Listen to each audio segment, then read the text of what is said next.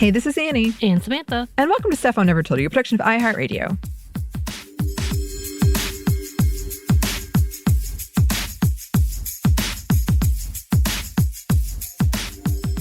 And welcome to another edition of Happy Hour. As always with these, if you are drinking, whatever you're choosing to do so, please do so responsibly.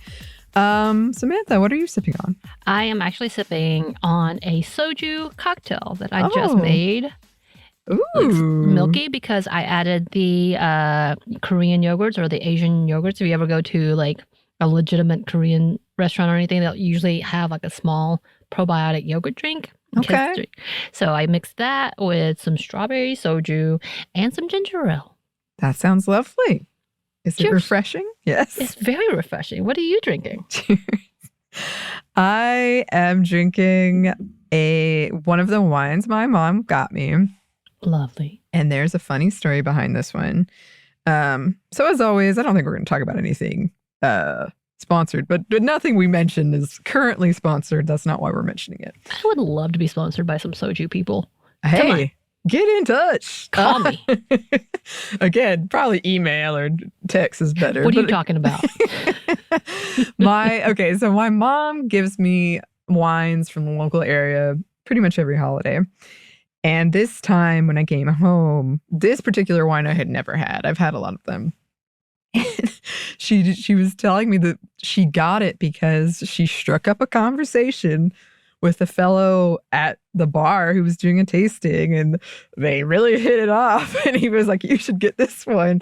And she kind of jokingly was like, "I should have got his number." Okay, getting spicy. Which was the first time I've ever heard her joke about that, in my whole life. That's amazing. Yeah, but she wanted me to let her know if it was any good, and it is quite good. And she should find this man's number. It was very funny. I was not expecting it at all. And then she was telling me about some movie she watched that had a bunch of older women dating, and she was like, if I could find a guy like that. Wait, not The Golden Bachelor. No, it wasn't. Okay. It was not The Golden Bachelor. If she watches that, tell her it's all a lie. That was definitely not her thing. I would be beyond shocked if I found out she was watching. That would be interesting. It would be interesting. This is true. But anyway, I think this will be a shorter episode. I'm not sure. But it is related to the holidays because the title of this episode I'm calling The Feminist is Coming to Town.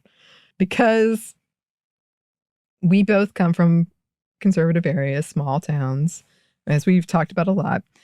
And I think it's kind of a joke, when I come to town, my mom's friends who are conservative will be like, "Oh, Anney, tell her this or tell her this." They're always kind of joking and trying to rile me up, which we talked about. That kind of happened to me this last Thanksgiving with one of the guests there who kept directing comments towards me, which were they weren't upsetting, but they were kind of rude. So it's just kind of something I've grown used to. But since the book has come out and my family did read it. Your entire family? No, my immediate family, I don't think my little brother did. But my older brother, my mom. Oh, your older brother read it. Yeah. And my older brother's fiance. Yes, you understand the importance of this. So much we need to talk about. Yes. So first, a very brief explanation of why this is kind of a big, interesting deal. My brothers are intense. They're extremely passionate about politics. And many of the biggest fights we've had, even though we're all liberal, is that I am not liberal enough. They get really angry at me. I say this in a way not to incite any anger, but they are very much Bernie bros, that kind of energy. And they get angry and they scream in your face. And I'm not good at, my whole family is not good with anger. So I don't want to, that's not a good way to handle things. But I've also been known to not be good at handling anger. So I don't want to totally throw them under the bus. They are not listening. But if you are, I understand. I've done it too. But it's not like I avoid it at all cost, even though we're generally on the same side. We just don't do well with it. So they read this book. My brother's fiance is also kind of in his, she's younger than him. She's younger than me. But she's also kind of like in that realm. And it was a very interesting vibe because all of a sudden it became like everything they said they would question me about. And not necessarily in a bad way. Like sometimes it would be like, oh, well, you are the feminist. What do you think about this? Or, oh, I don't understand how you can like this if you are feminist. Like everything was like, and it just kind of became comical in a way. I appreciated it, but I was also annoyed by it because one, this has been my job for a long time. It's not like we talk about our personal lives that much. We don't really have that relationship, but I have been doing this for a pretty long time. I generally can tell you what you're up to, but this seemed to be news to them. But also it was just sort of funny because I think this is why we've talked about this so many times, but I think this is why sometimes, and me when I was younger, you feel like you're a bad feminist because they'd be like, well, you like this movie.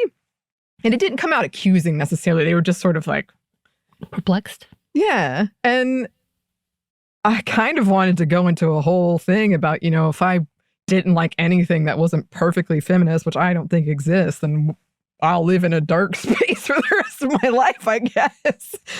But it was just, I didn't do that because I knew I was going to get on some soapbox and this is not what I needed. That's not what I needed. I don't think that's what necessarily anybody wanted.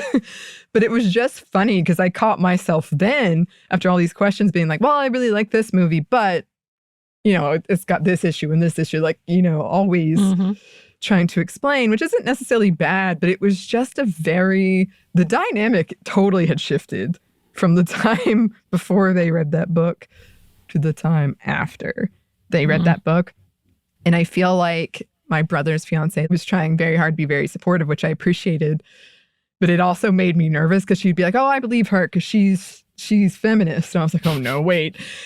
Just because, wait. Don't say that. That's not the word. Because, yes, I feel like we were talking about aliens specifically. And I was like, there's plenty of things I like and I have feminist takes on, but that doesn't mean I don't have not opposite, but I don't have critiques on it, or it's more that I have takes that are somewhat personal that do have research involved usually. And I do think that there's value to what I was saying in that case. But it's also don't go in.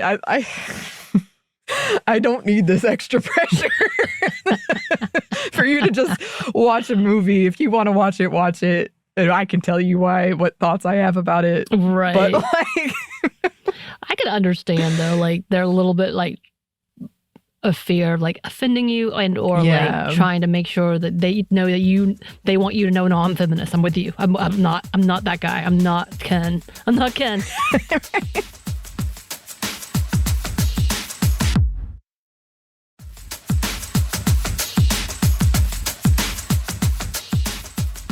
had an interesting reaction where my family completely ignores it. And we don't act like it exists. They will make side jokes every now and again, but essentially because they don't know the depth. They assume that I'm a Satan worshiping feminist who sacrifices babies. But we have gotten to the point of understanding we're not going to talk about it. We're not going to talk about politics. Shh. You talk about your religion because that's your beliefs, and I'm just going to sit here and not say anything. Right. Shh. But my partner's family, who are all pretty much very liberal, or some I think his father's more recently so, and so we're all on the same page. So we had someone that was a family member who came in, and he's still very conservative from what I gathered. And everybody was on edge that he was going to say something that was going to offend me, or something to me that was going to offend me. So they were all like, oh God, what's he going to do? What's he going to do? And just waiting with bated breath and like going to take up for me. Immediately they were going to defend me in every way. It was very sweet. It was very sweet. But they were so like, even my partner was like, what did he say to you? Did he say something? Well, I didn't hear. And then his mom would be like, what did he say to you? Did he say something that offended you? Please tell me. And I'm like, no, I promise. And he was very, very cautious in the conversation because it literally, my partner has been amazing when like us and our book and very proud of our book and telling everybody about it. Very proud of what I do. His family is the same way. They're very proud and like tell people about it. It's so sweet. Support me. Immediately bought the book. I believe she gifted her sister the book. Like it was very sweet. Yeah. So like all of those things. But my book was sitting there, and at one point I was asked by this family member, "What do you do?" And I'm like explaining. Okay, here we go. I'm on a podcast. I do women's issues because I like, which is very, I'm sorry, coded, like, but not want to bring in all the questions from this and trying to like just ease it. I'm like, just, like, because saying intersectional feminist will be a conversation in itself. I know it. Because first I'm going to have to explain what that is. So at this point, the holidays, so I'm just leaving it be, I'm like, okay. And then my partner tries to explain a little more, and he's even prouder. He's like, she wrote a book this year. And he was like, whoa, what? Trying to explain that we're not, and there's nothing wrong with this, but that this is actually our job and not just like, we wanted to start a podcast type of thing. So he was like, she wrote a book. And he was like, whoa, really? And he handed it to him. And so the family member looks through it, starts kind of looking through it. And he's like, everybody kind of does his own, do their own thing. But my partner came later to me and was like, did you watch him read the book? And I was like, yep. And he sat there and you could tell he was like mulling it over. He gently closes it and gently puts it down after about 4 minutes and doesn't pick it back up and doesn't ask me a question, doesn't say a word. So, of course, I'm also Asian. So they were also scared that he was going to say something racist. Right. And he didn't. He... some of the microaggression stuff that will always exist, especially if I go to small town Georgia, that will be, say, comment, that, sure. Him trying to tell me, solidarity stories. Yeah. Try to make me feel comfortable, I guess, type of thing. But like, everything went well, and he's a fantastic person. He actually lives towards where your mom lives. I wonder, what if it's that guy? How funny would that be? Because half the conversation there it was talking about the wineries that he loves and how that we have to come out there to go to the wineries with him. Oh no. How funny would that be? A movie that would be. Oh my God. Now this is hilarious. I don't think she could handle it because again, he's conservative and I think that's really liberal, not going to work. But quite funny in my head. Yes. But yeah, this is the family member. So, but yeah, I had that where his entire family was trying to watch to make sure that I was okay and comfortable, which was so sweet. And also that they didn't need to cover and be like, hey, shh, to him. Right. Yeah, that's kind of what happened with the thing I mentioned that happened at Thanksgiving. It's a family member of my brother's fiance, and he would just turn to me and he would, like I said, it wasn't anything like, but it'd be like, but I think women like doing the cooking, but he would address it to me, and she was very aware, and I could tell she was on edge, and like, there was a part of me that feels bad about this, but I was like, I'm used to this. Like, I think a lot of us are used to this. Right. And so I didn't really think too much of it. And then afterwards, she was so apologetic. And she's like, oh my gosh, thank you so much for putting up with him and all this stuff. And I had a moment of like, you just kind of expect that sometimes, but I appreciate it. Like, that's nice. But it was, and she's very, now that she's read the book, which to be clear, I don't know if I think there's like 2 chapters I know they both read. I don't know if they read the whole thing, but I know at least 2 chapters they read. But now she is very open about stuff, which is great. But it's kind of funny because I'm like, whoa, our relationship has taken a flip that I was not participating in. Like, when somebody like, it's an interesting thing when you're in a public space. Right. And we love hearing from you listeners and we love hearing from people about it. But you don't have like the other side. Like, we don't necessarily know you or your life. And so like, I know her, but it went from like, oh, we know each other to she's telling me like pretty pretty important things, which wasn't bad. It was just it was a very jarring experience for me, not in a bad way, but I think I'm going to have to adjust. If this is what it's going to be, I'm going to have to get used to it. Becomes a whole different thing. It was. And this is going to sound kind of strange, but I bet some of you can relate. I grew up really idolizing my older brother, like really looking up to him. I thought he was so smart, like and he was too cool to hang out with me, of course. Like he would never want to hang out with me, which kind of made it even more alluring. Like, oh, he's too good for me. Yeah. And we had a pretty bad couple years in our relationship, and we're sort of recovering from that.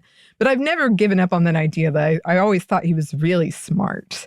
And so I guess a part of me assumed on some level, what am I going to teach him? Like, not that I've had arguments with him where I've definitely been like, oh, I disagree with you. Yeah. But like, it was very strange for me where he kept saying things like, I'm trying to get better. Like, I realized I didn't understand this or I didn't understand that. And a part of it was like, maybe he's just, a little afraid of offending me or something. But a part of it was like, wow, I've always just assumed he knew that stuff. Right. I have a lot to think about this. Mm-hmm. You learned some things. I did. You got to figure out some things. It was an interesting holiday. The Feminist coming to town. But I would love to hear from listeners if you've had experience like this. Cheers to you. Cheers. Samantha. Cheers to all of you who are listening. And yeah, if you would like to contact us, you can. You can email us at stephanieandmomstuff@iheartmedia.com. You can find us on Twitter at momstuffpodcast or on Instagram and TikTok at Stuff I Never Told You. We have a TeePublic store. And yes, we do have a book. Thanks as always to our super producer, Christina, our executive producer, Maya, and our contributor, Joey. Thank you. And thanks to you for listening. Stuff I Never Told You is a production by iHeartRadio. For more podcasts from iHeartRadio, you can check out the iHeartRadio app, Apple Podcasts, or wherever you listen to your favorite shows.